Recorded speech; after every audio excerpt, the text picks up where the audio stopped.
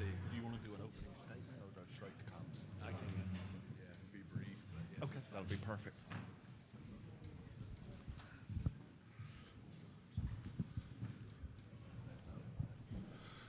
Okay, Coach McMahon's going to give us some opening comments, and then we'll take your questions. All right. Thanks so much, Greg. Really appreciate it. Very grateful and thankful for the opportunity to be here with you today. We're 3 weeks out from our season opener. Absolutely love our players. And we're now going about the process of building a team, which for me is one of the more fun parts of the job. But excited about the opportunities ahead for our group. Love to open it up for any questions. Please raise your hand, and we'll get a mic to you. In the very back, Bob.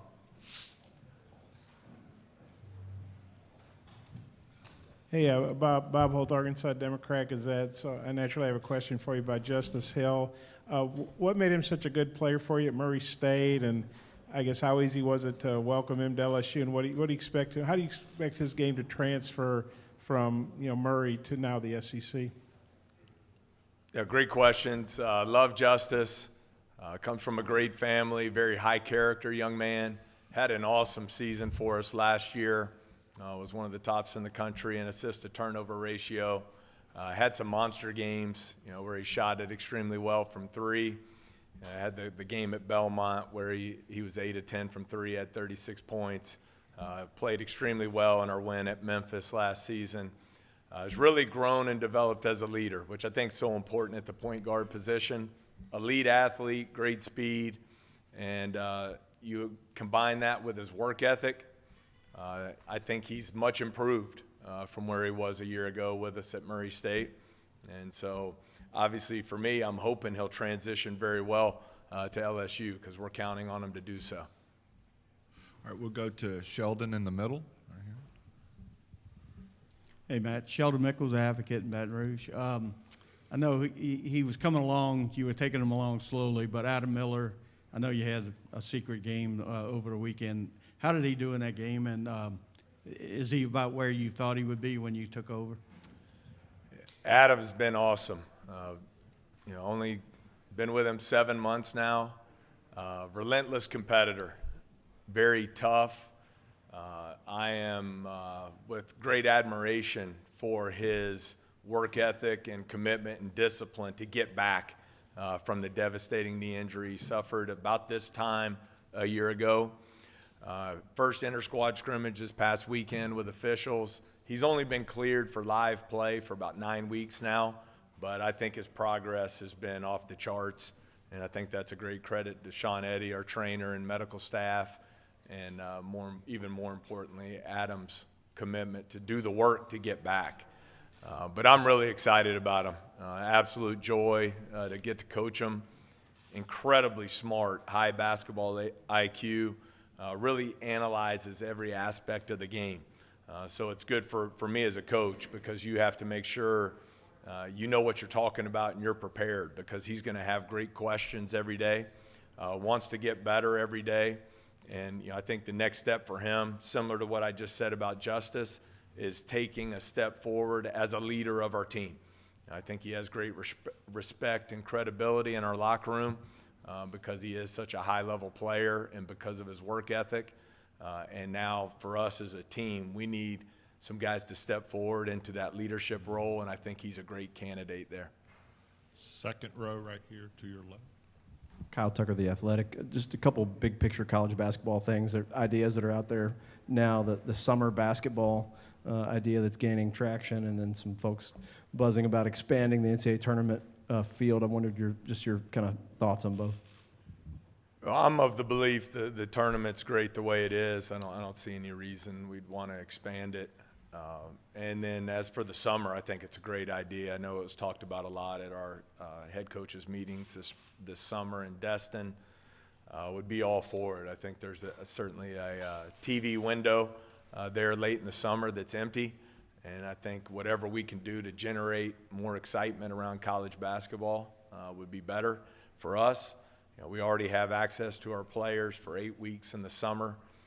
It ends up becoming a long year, I think, to face outside competition toward the end of the summer, have that televised, What that ends up looking like, I don't know, but I think it'd be something we need to really explore and take advantage of that opportunity. In the very back.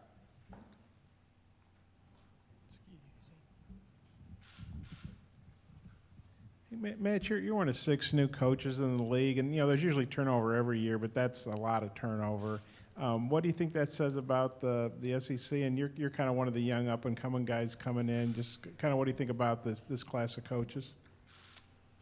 Well, there's some outstanding coaches coming into the league. I think one of the reasons you see the SEC now is easily one of the top 1 or 2 conferences in the country is because of the coaches already established. Here in the league, you have multiple Hall of Fame coaches. When you look at the last 3 years in the NBA draft, the SEC's had 12 more picks than any other league, twice as many lottery picks as any other league. So I think you see the rise of the SEC as a basketball league, and obviously for me that was very appealing. As a competitor, you want the opportunity to go and compete against the best every night, and you're certainly going to get that opportunity here in the SEC.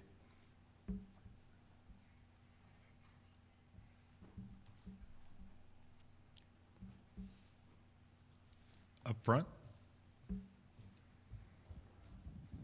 Good morning, Coach. AP Stedham, WHEP. Coach, what should people expect from your team this year, your style of play? Can you describe that for people who have never seen you coach?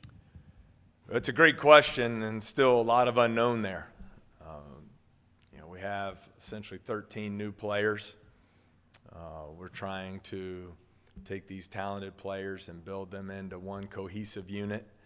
I think we have to work extremely hard and very intentionally to try and build that chemistry and that culture that'll lead to what we hope a standard of performance that'll lead to winning. But for us, I think we have to, first and foremost, I hope you'll see a product on the floor that we compete every possession, play extremely hard, and with great unselfishness. And when you look at some of the better teams I've been fortunate to be a part of, there's a balance there. Balance, offense and defense. I think last year we were 12th in the country in defense, 13th in offense. I think to play at the pace we want to play, we want to be an up-tempo team. First and foremost, you have to defend and rebound, or you don't get the opportunity to play in transition. So we'll be a work in progress, that's for sure.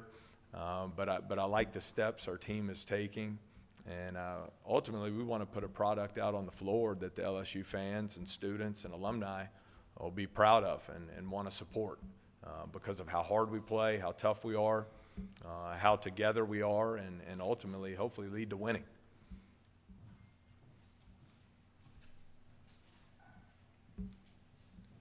Any more questions? In the very back.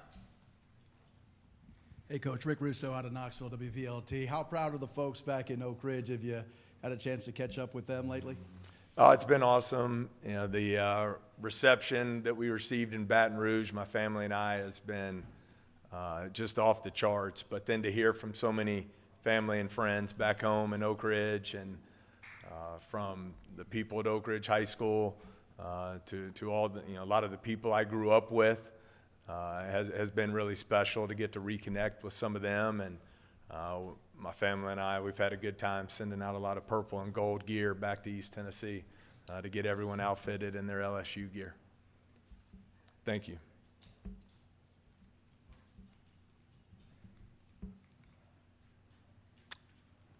Any more questions?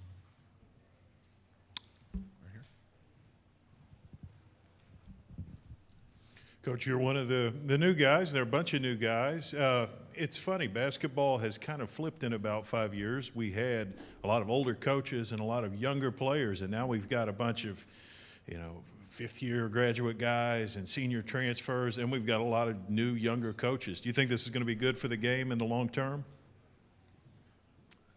That's a great question. I think when you look at the game in general right now, college basketball, you have the biggest changes in the history of the sport all happening here at once with NIL, with the one-time transfer exception, with conference realignment, with these bonus COVID years. So I think we're kind of figuring this out as we go. But for us, You know, we want to continue to build this hybrid model of a team. I think at LSU you can recruit the best players in the country out of high school. We also want to balance that through the use of the portal as we did this spring to be older and experienced. And so, you know, I think for us, you know, that's the goal, is how do we find the best pathway forward in this changing landscape of college basketball to build a championship level program. And that's the different avenues we're going to have to take to get there. In the very back. WAFB TV in Baton Rouge. Coach, as much as the game has changed over the years, are there certain fundamentals that you point to and say, if we do these 2 or 3 things well, this leads to winning basketball fundamentals, or, you know, something like that? Oh, I think so. I mean, the game and everything that goes into recruiting, sure, some of that is changing, but at the end of the day, the product on the floor is still the same. You know, the defense and rebounding, being an efficient offensive team that generates high-quality shots, limits their turnovers. I think that'll always be the case in basketball. So, you know, we're working every day to build a fundamentally sound team at both ends of the floor that'll give us an opportunity to win games.